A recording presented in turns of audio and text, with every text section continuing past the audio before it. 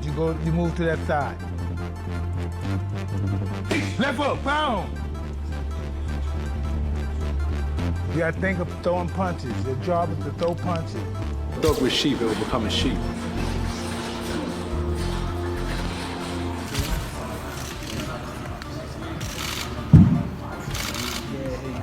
Anthony Joshua is reportedly sharpening his skills alongside Mike Tyson as he prepares for his showdown with Jake Paul. Joshua has been studying classic Tyson-era training methods to refine his technique, with his current camp centered on strategy, speed, and raw power. The focus is on tactical preparation and intense conditioning to make sure he enters the ring in peak form.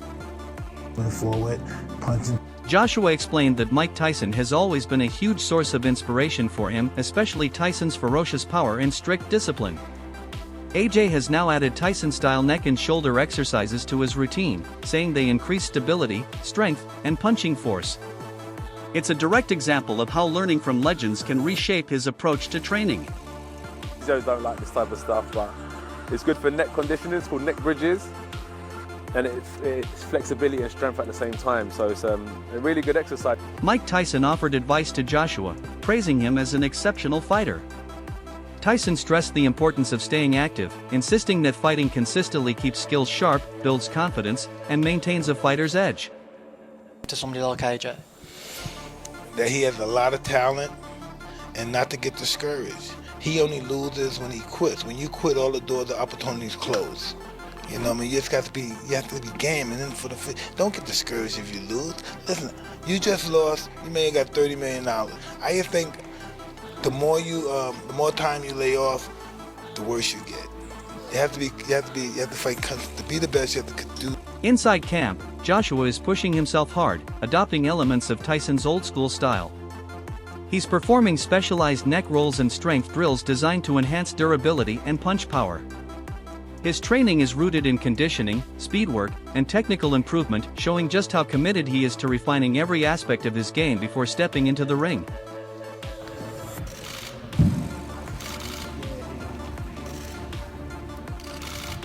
Whoa, my physio is looking at me like, what the fuck? I can see you looking at me like, fuck, please don't fuck you. Hey, if it goes, at least you're here anyway.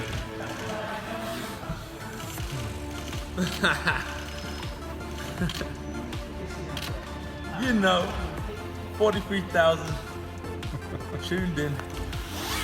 Oh, mate. I started this shit. Just trying to set up the physio table with the flat to it. Anything. Get back up there. Easy. Eat.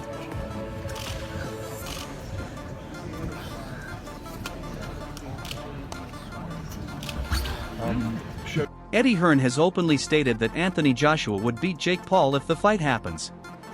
But he warns fans not to assume it would be a walk in the park. Hearn points out that Joshua has beaten elite opponents, including Francis Ngannou, and his success comes from rigorous training, discipline, and world-class skill. Joshua's blend of power, technique, and strategy makes him dangerous to any fighter, regardless of level. 50 fight, what do you make of that? Yeah, I just said in another interview, great if it is. I mean, if it is, then you've got no problem seeing it. But when AJ, I mean, decapitate's a strong word, but you know, when he renders Jake Paul unconscious like he did to Francis Ngannou, don't then say, oh well, it was Jake Paul. Do you know what I mean? I mean, when AJ beat Francis Ngannou, Ngannou just had a fight that could have gone either way with Tyson Fury. Then AJ poleaxed him, and everyone just said he's just an MMA fighter. Do you know what I mean? Jake Paul's not Francis Ngannou. But as I said before, if you want to see Jake Paul. Nigel Benn voiced concerns about the rise of entertainment-focused boxing. He believes celebrity-driven fights overshadow real professionals who dedicate their lives to the sport but don't earn nearly as much money.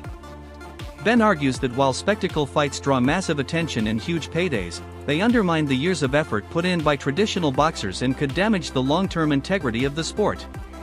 Bit of rumours around today, Anthony Joshua and Oh, Jake. no.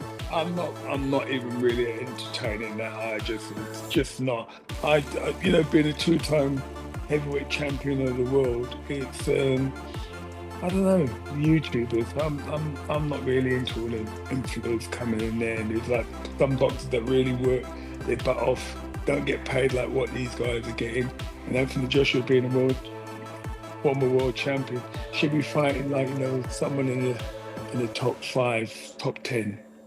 You know, so I really got much to talk about that. Not interested really. Bad for boxing? Well, not bad for boxing. If people want to pay to watch it, then, you know, who am I? I'm just giving you my opinion. You know, who's not worked his way through the ranks to earn that shot at the former world champion? No, not at all. Australian boxing. Who are you a fan of? It's got good fighters out there. Joe's my type of fighter. He's very spiteful, and he's just another level, really. I don't feel it. Oladipo highlighted the financial angle of a Joshua versus Jake Paul matchup. He argues that Joshua would be unwise to turn down a payday that could reach $100 million. Compared to the reward, the risk is extremely low given Paul's limited experience. To him, it's a rare opportunity where Joshua can secure massive financial gain with manageable danger, making it a smart business decision. For $100 million, you're like, you'd be stupid to say no. No, I don't want that $100 million for what would be and will be and should be easy work for AJ. Why are you going to turn down $100 million? AJ should and could knock out Jake Paul in a round. Like, if Jake Paul was over here fighting under our British Boxing Board of Control, I don't think it would be a Southern Area Cruiserweight champion. AJ is a former unified heavyweight champion of the world that I still believe is a top 10 heavyweight in the world. Like, AJ should be able to destroy him. AJ is going to be 60 pounds or so bigger than him. AJ hits like a truck. AJ is a better boxer. A large portion of boxing fans have criticized the idea of Joshua fighting Jake Paul. Many believe the matchup makes a mockery of professional boxing, pairing a world-class heavyweight with a social media star still earning his stripes. Fans fear this decision could delay or even derail a more meaningful fight with Tyson Fury. Across social media, discussions reflect frustration, and many worry that taking this fight could affect Joshua's legacy. Anthony Joshua gets in the ring with YouTuber Jake Paul, and that's what he is, YouTuber Jake Paul. Would you watch it? Simon, before we take some calls, with this seemingly in the pipeline, can we safely say goodbye to Anthony Joshua versus Tyson Fury? Well, I think it's done anyway, judging by the mood music that seems to be coming out from various camps. If you listen to Tyson Fury, he seems to be, despite the fact we've danced this dance before and walked this walk before, he seems to be talking in a very different way. There's no hyperbole. I'm done. This is a younger man's game. I've done my bits. I'm at peace with where I am in life. I don't need boxing anymore. But not in the flash for cash way that Tyson often does it. In a more earnest way is my understanding of his sort of thought processes. So with that in mind, it almost feels that that's off the table anyway. Who knows? The draw of the enormous amounts of money that this one fight can generate. This is the one fight that can really get everybody paid. I mean, the two protagonists. Whatever Usyk takes, tragically for him, he wouldn't even get anywhere near as much money as potentially being offered for the Fury-Joshua fight. What would earn AJ more of a pay packet? Fighting Fury or fighting Jake Paul? Well, I would think tragically fighting Jake Paul. God, what is it? Because the revenues, because it's a Gen Z TikTok generation that wants to watch sport in a certain way. Yeah. And that's nothing critical of them. It's just the way that it is. And that's the circumstances of social media and the platforms that people like Jake Paul are able to cross over. It's not a case of people in the mainstream should be dinosaurs. The digital world and those opportunities and those platforms are marvelous places. And you know, you heard me talking about Mark Goldbridge the other day and the commercial deal that he did with the Bundesliga. And we can be sniffy about their level of content, or we can accept that there's a place for everybody. It's interesting that still the digital world. Analysts have noted that Jake Paul stepping in against Anthony Joshua would mark a massive jump in competition. Unlike Paul's past opponents, many older or retired, Joshua is an active, elite heavyweight who consistently faces top-tier fighters. This matchup would force Paul to elevate his training, strategy, and mindset. Though still the underdog, the fight would give him a real test and a chance to show genuine growth. Numbers regardless, because Joshua is a big name and then people are going to be tuning in to see Jake Paul get knocked out. Right now, Eddie Hearn talks about Jake Paul taking this Joshua fight. I mean, my estimations of Jake Paul would go through the roof if he signs to fight Anthony Joshua, because I just can't believe in my mind that he would do something like that. I mean, Gervonta was a smart one because of his size. Like, you know, I think actually he would have had a lot of success against Jake Paul, but the size is a problem. But this would just be, you know, like if Jake Paul was to take the fight with AJ, you'd really have to maybe carry his balls in a wheelbarrow on the ring walk, you know, because AJ wouldn't mess around in there, you know. So it would be huge, but nothing to tell you it's close, just a few conversations so far.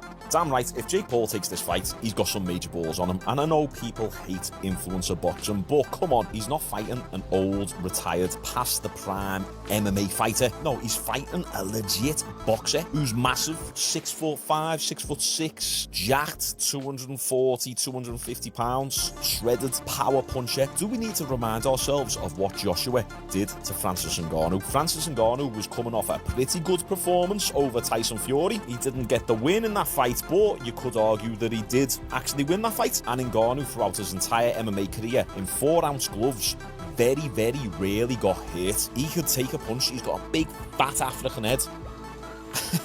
Big, thick. Shane McGuigan has expressed doubt about whether the Joshua vs. Paul fight will actually happen. He calls the idea far-fetched and questions the logistical and sporting sense behind it. McGuigan notes that contract complications, promotional hurdles, and the reputational risks for Joshua could derail the event. He also stresses that from a pure boxing standpoint, the matchup doesn't align with Joshua's competitive goals. What do you make of it, and if we were to see AJ step in with Jake Paul? I said it yesterday, I'll say it again, I think it's fast. I just don't see how it's going to materialise. I didn't think the Tank fight would materialise, and it didn't. And you know, it's all good saying that you're going to box somebody, and then but until literally they're on the ring walk and in the ring, and I'm not going to believe it. Away from AJ, what do you make of the Devin Haney and Brian Norman Jr. fight next week? It's an interesting fight. Haney's up at 147. He looks good. He looks physically good. It's mad to think he's only 26 years of age. Confident-wise, I don't know what that Garcia fight took out of him. Because yes, he tested positive afterwards, but I believe that his Achilles heel is punch resistance, and I think it'll be interesting. I don't know enough about Norman, but I think definitely test him, and maybe Devin Haney will hold a better shot now. He's up at 147. But yeah, it's an exciting match. Analysts have observed that Jake Paul's reputation within the boxing community is slowly shifting. Once dismissed as a YouTuber, he's now gaining some recognition as a legitimate fighter, largely due to his step up in competition. While no one is placing him on Joshua's level, the growing respect reflects his dedication and ongoing improvement. Mostly for me was the Anderson Silva one, where Anderson Silva had like one sick round where he's like whoop, whoop, doing it what Anderson Silva does and missing everything, and cracks him and whatever, and then he just like the next few rounds he's back to like just getting his butt kicked by Jake Paul and walking around, doesn't look the same.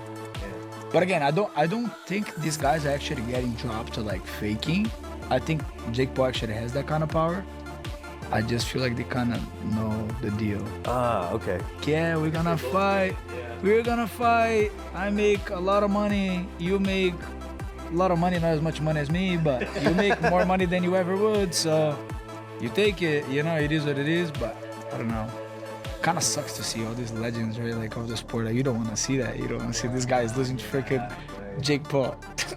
I will say I loved everything about the Tyson fight in the lead up, and then as I'm actually watching it, I'm like, this is actually fucked up, my bad. Yeah, it's like senior up. Even when people are beginning to take Paul more seriously, acknowledging his disciplined training, study of boxing techniques, and willingness to face tougher challenges. This shift could open doors to higher quality opponents and bigger fights. Analysts say that although he's still developing, this new perception marks an important turning point in how crossover fighters are viewed. How much Anthony Joshua made. Is he in debt? Does he have to do, you know, they know these. There's an outside motivation to want to do it, yeah. And then that's probably why guys like Tyson or whatever will be like, well, yeah, I need to pay some bills, let's do it. It also gets their name back out there, like in a big way. And it has to be a big enough name that people are interested at all. Yeah. And I think at this point, Jake Paul is taken a little more seriously than before. Like, if it was the first fight, I think it's a lot different. But then at this point, I think it's more like, oh yeah, it's a thing. It's an exhibition. It's a model. This has got to be big money because even Anthony Joshua's last fight that he lost, he reportedly earned about 25 million pounds. And when he fought Francis Ngannou in March, he approximately made $50 million. Wow. So like rumor mill has it so that Jake Paul is set to potentially earn, Jake Paul might earn 90. That wraps up today's video. Stay tuned for more. Until next time.